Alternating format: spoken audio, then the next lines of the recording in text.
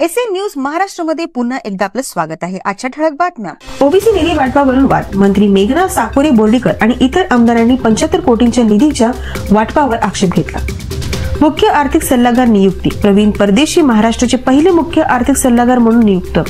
रोजगार निर्मितीवर भर देण्याचे सूचित। शाळांमध्ये हिंदी सक्तीवर वाद। राज ठाकरे यांच्या मनसेने विरोध केला। उपमुख्यमंत्री अजित पवार म्हणाले, मराठीच प्रमुख भाषा राहील।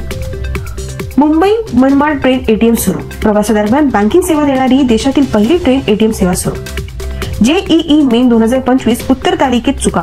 9 प्रश्नांमध्ये त्रुटी। विद्यार्थ्यांनी एनटीए कडून उत्तरदायित्वाची मागणी केली।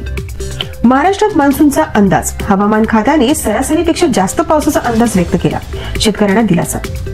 काश्मीर वंदे भारत एक्सप्रेसचे उद्घाटन।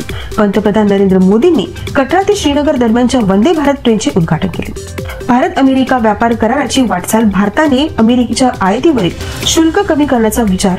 व्यापार वाढीची शक्यता।